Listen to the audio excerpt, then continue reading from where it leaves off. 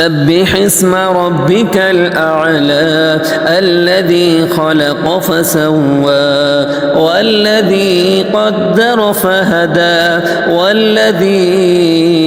أخرج المرعى فجعله غثاء أحوى سنقرئك فلا تنسى إلا ما شاء الله إنه يعلم الجهر وما يخفى ونيسرك لليسرى فذكر إن نفعت الذكرى سيذكر من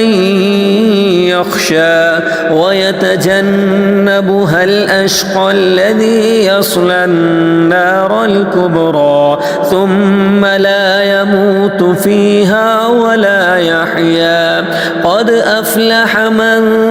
تزكى وذكر اسم ربه فصلى بل تؤثرون الحياة الدنيا والآخرة خير وأبقى إن هذا لفي الصحف الأولى صحف إبراهيم وموسى.